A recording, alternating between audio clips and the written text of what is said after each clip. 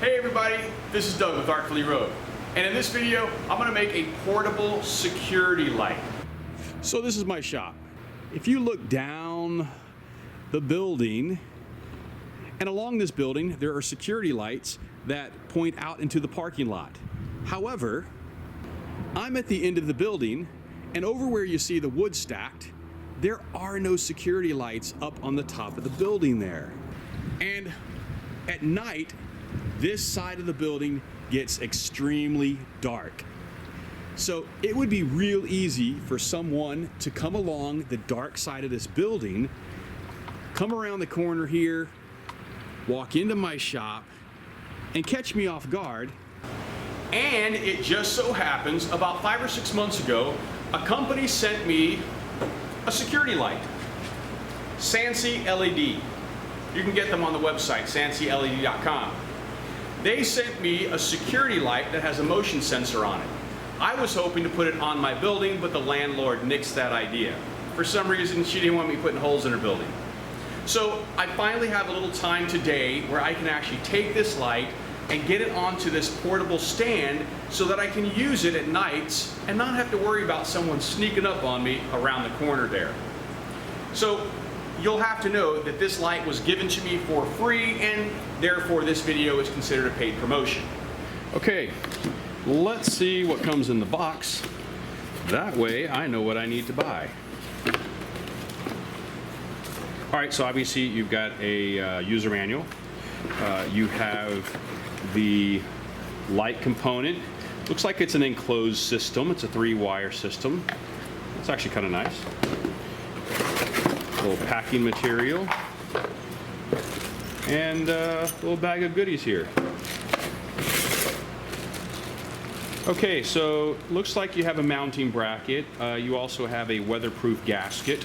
You have some wire nuts, and looks like you have a couple screws to attach the security light and the mounting bracket. So I guess what we need is a junction box and an extension line with a plug on it.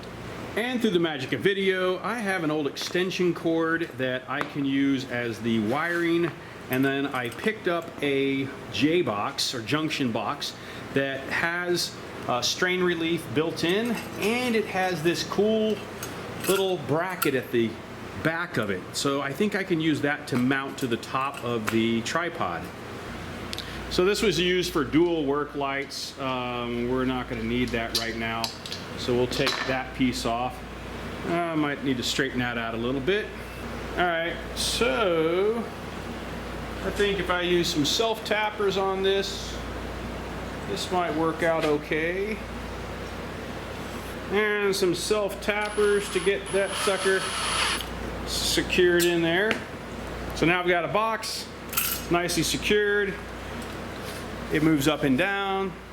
Okay, so I cut off about 10 to 12 foot of this extension cord, and we're gonna strip this back, plop that sucker in there, and we'll get our wiring done.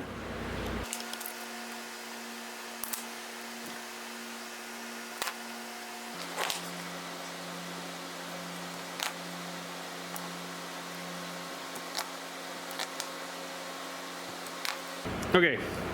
We got our ground, we got our neutral, and we got our hot. Okay, on the side, they have these little knockouts. So basically you just twist those off. Take your cord, go ahead and get that sucker in there. You know, make sure you got enough exposed, and then make sure that you put that strain relief down on there. That way your cable won't come popping out when you least expect it. Okay. There we go. That's nice and tight. Okay, so now what we want to do is we want to install this bracket that actually came with the light. Okay? And you want to make sure this indentation is pointing back towards the box. That'll help guide your center screw when you're ready to put the light on.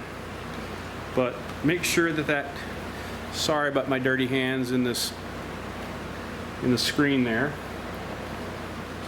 And then it also comes with a ground screw, or as my friends over in the UK would say, the earth.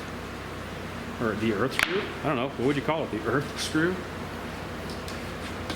Our earth is screwed if we don't take care of it. How's that?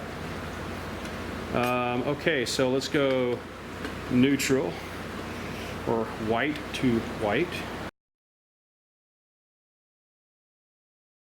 And then your ground screw. Now you can go straight to this box, or because the cord that I'm using has its own ground,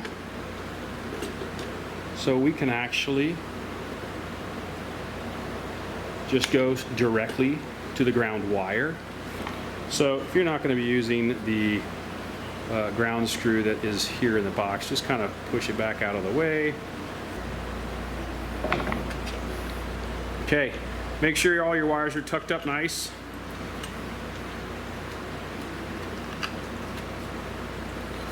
Make sure that you are facing the right direction. Take this long screw that they have supplied. Okay, I wanted to point out a couple things.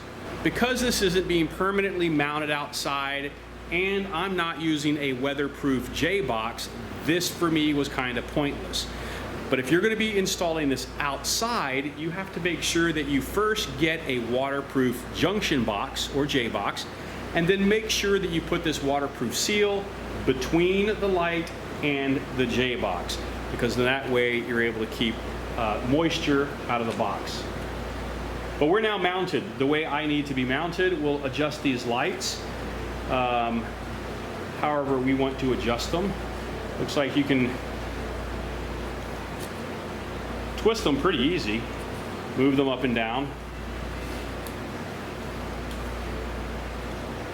That way if somebody comes around the corner there, you're going to get blinded right in the face.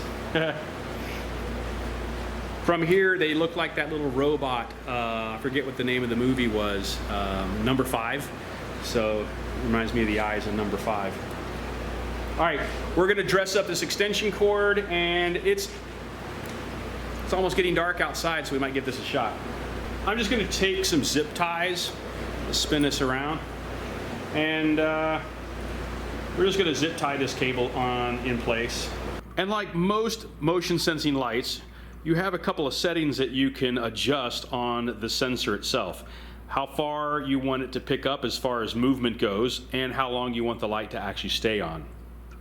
This is set to max, and I'm only going to set it to 1 while we test this. All right, we have lights outside of the building that keeps the parking lot lit very nicely. And as you can see, as we pan across over here to the shop, roll-up door is open, and we'll pan to the back side of the building here. You can see that it's a little bit dark. Let's move closer. So the idea is that if someone were to walk on this side of the building, the lights would come on as far as catching their motion, and then I would notice it in the shop.